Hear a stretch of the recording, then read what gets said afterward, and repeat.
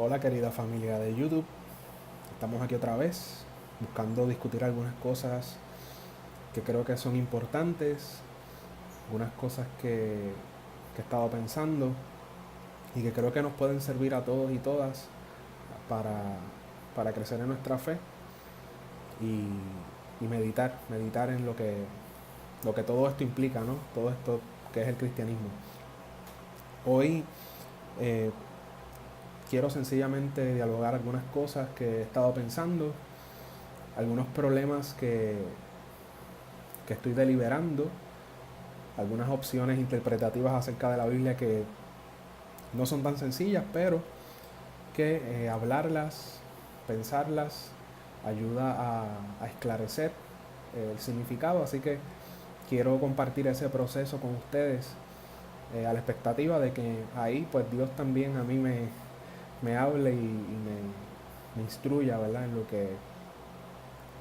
que él quiere para mí. Hoy quiero hablar acerca de la justificación. Me parece que es un término muy cargado históricamente, un término que bueno, es parte de la reforma protestante, algo que mi tradición, que es discípulos de Cristo, asume totalmente, y bueno, que todas las tradiciones históricas asumen también, y es un término eh, con mucha carga, ¿no? Es algo que con lo que usted no juega, porque es un término importante para la fe. ¿Qué, ¿Qué quiero discutir con ustedes? Bueno, tres cosas, tres perspectivas, tres visiones acerca de la justificación que he notado, que he conocido al pasar este tiempo y que creo que merecen ser discutidas un poco para, para el beneficio de la iglesia. Y yo quiero comenzar con la escritura. Quiero ver Romanos capítulo 3, el famoso pasaje de los versículos 21 en adelante. Y quiero que escuchemos lo que dice la escritura. Pero ahora, aparte de la ley, se ha manifestado la justicia de Dios. Un término importante para Pablo en Romanos. La justicia de Dios testificada por la ley y por los profetas.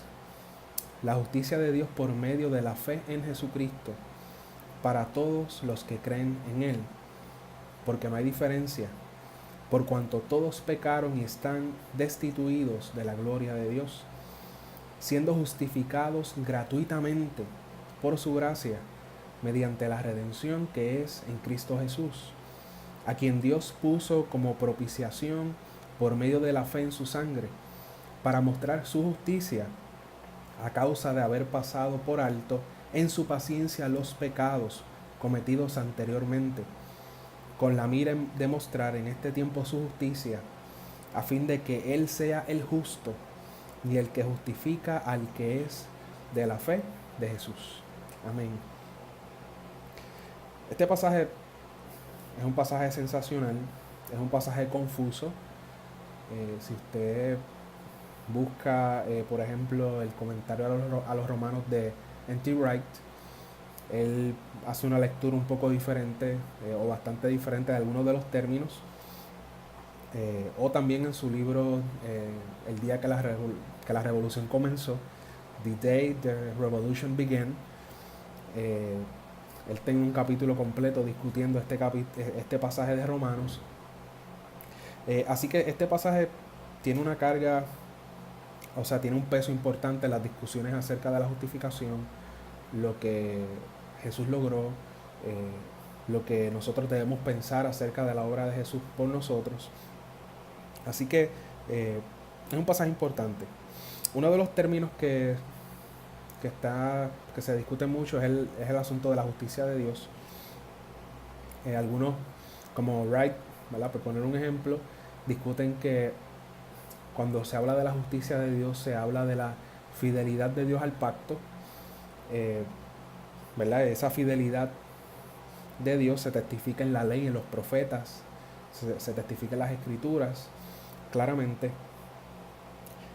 Y esa justicia se hace evidente de forma particular en la vida y experiencia de Jesucristo, en su muerte, en su resurrección y en lo que eso implica por nosotros.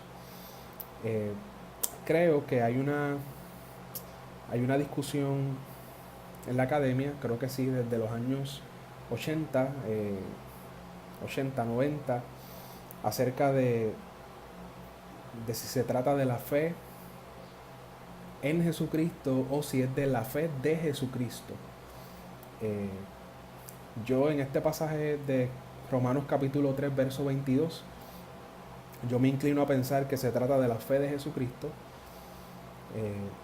la justicia de Dios por medio de la fe de Jesucristo o de la fidelidad de Jesucristo para todos los que creen en Él. Y creo que ahí se enfatiza un poco la agencia de Jesús en nuestra salvación para todos los que vayamos a creer.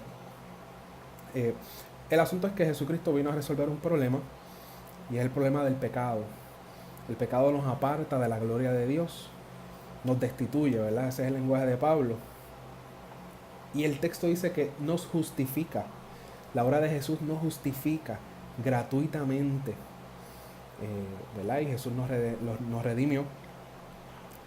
Y entonces en el versículo 25 del capítulo 3 de Romanos aparece Jesús como propiciación. A algunos no les gusta ese término porque pues es como aplacar, ¿no? Propiciar, aliviar.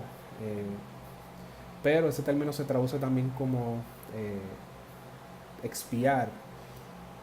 El asunto es que hay un intercambio, ¿no? Jesús se pone en medio, ¿no? Y asume las consecuencias de nuestros pecados. ¿Por qué? Porque Dios quería mostrar su justicia. Porque parece ser que hasta ese punto de Jesucristo asumir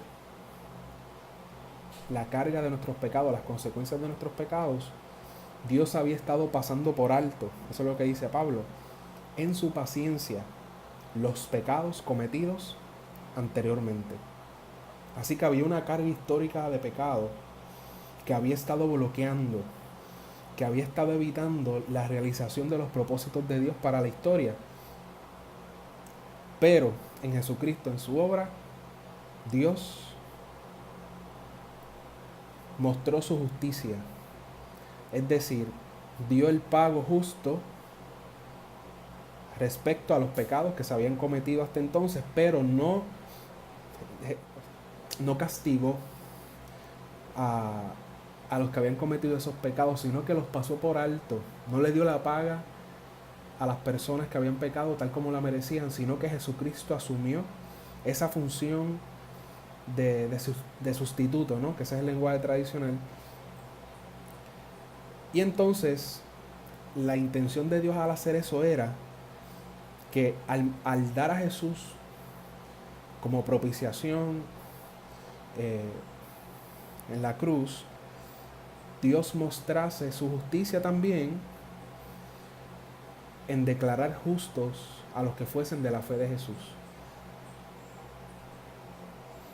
Lutero decía que hubo un intercambio maravilloso en la cruz, porque ahí donde debíamos estar nosotros, Jesús se colocó, se posicionó. Así que Jesús asume por un lado las culpas de nuestros pecados, pero por otro lado, Dios, como ya Jesús fue declarado maldito, ¿no? Así que ese es el lenguaje de Pablo en Gálatas. Como Él ya asumió la carga de los pecados de la humanidad, ahora Dios puede declarar justa a las personas que depositan su fe en Jesucristo. Y yo creo que eso más o menos puede explicar la teología protestante clásica. El lenguaje de que pues somos justificados porque ya hay alguien, en este caso Jesucristo, que asumió la culpa que debía asumir la humanidad. Hay algo más que podemos añadir. Hay un autor que se llama Peter Leithart y él escribió un libro que se titula Deliverance from the Elements of the World, rescate de los elementos del mundo. Y en ese libro tiene un capítulo dedicado a la justificación.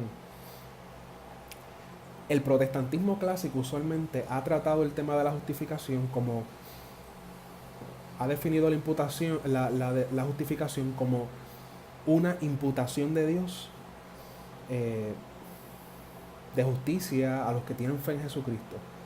Es decir, todos los que creen en Jesús son declarados justos por Dios. Ahora bien, Peter Leithart complica un poco el asunto y él dice que ese acto justificador de Dios no se reduce a una mera aseveración divina acerca de nosotros, sino que esa aseveración divina acerca de nosotros, simultáneamente cuando tenemos fe, nos transforma, nos hace nuevas personas. Y él de hecho describe esa justificación como una liberación. Cuando tenemos fe somos liberados del pecado pero esclavizados al Señor, ¿verdad? Así que la fe tiene en sí una consecuencia y no es solamente una afirmación acerca de nosotros, sino que cuando Dios nos justifica, Dios nos liberta y nos une a Él, ¿verdad? En un lazo de Señor y siervo.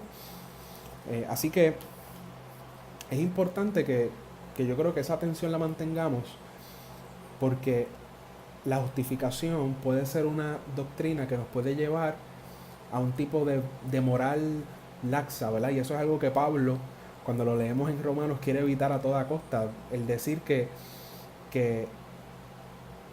al Dios asumir totalmente nuestra culpa, ya de momento somos libres para hacer lo que nos dé la gana. Y eso no es lo que Pablo quiere decir, sino que Pablo dice que la fe en Jesucristo nos justifica, pero que esa declaración de Dios acerca de nosotros es una declaración que justamente, en efecto, nos libera, ¿verdad? Nos justifica, nos hace justos, pero nos hace justos porque en sí también hay una liberación, hay una transformación. Y yo creo que es un elemento que podemos considerar a la hora de hablar de la justificación de Dios, o de la justificación del creyente más bien. Hay una perspectiva más que podría hablar, de esta no he leído tanto, la conozco, la he escuchado, pero hay un libro completo sobre eso, y hablo sobre N.T. Wright, que él escribió un libro que se llama Justificación, y creo que hace unos años hubo una pelea muy interesante entre él, o más bien una discusión entre N.T. Wright y John Piper sobre el tema de la justificación. John Piper claramente asumiendo la posición tradicional, la posición reformada más que todo, y Wright haciendo una revisión en el tema. He escuchado que decía Wright. Wright dice que la justificación es más la declaración divina de que alguien pertenece al pueblo de Dios. La declaración divina de que usted es parte de un pueblo ahora, el pueblo de los justos. Y eso no necesariamente está atado a una transformación, sino que sí, en algún sentido se reduce al asunto de la justificación, pero lo define más en los términos comunales, en los términos sociales, de que hay una comunidad ahora que se identifica con el Mesías Jesús, y que esa comunidad ahora es su pueblo. Así que Wright no ve un asunto de transformación, no ve un asunto de declaración, de una imputación, de una justicia que realmente no poseemos, sino que es la declaración divina de que ahora pertenecemos a este pueblo. ¿Cómo él justifica eso? Bueno, por ejemplo, en Romanos, Pablo está en la discusión, si usted se fija en Romanos 3 y 4, de que tanto judíos como gentiles son parte de un único pueblo. Esa es la discusión de Pablo, de que aunque los judíos recibieron la ley, ahora todo aquel que tenga fe en Jesús es justificado. Y Wright, más o menos, eh, resumo lo que he leído acerca de él. Wright dice que esa discusión de Pablo matiza lo que significa la justificación, que tiene que ver con la entrada, con la pertenencia de alguien a la iglesia o al pueblo de Dios. Así que eso es más o menos lo que quería decirles. Espero haber sido lo suficientemente claro.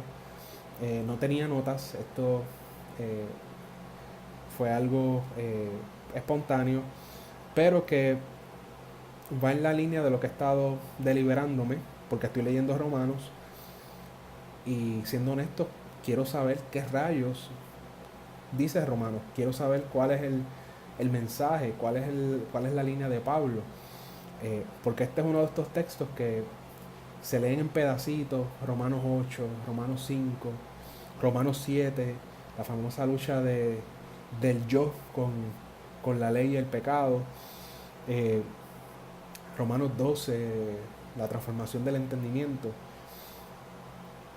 Pero yo no quiero conocer los pedacitos, yo quiero conocer la línea argumentativa de Pablo.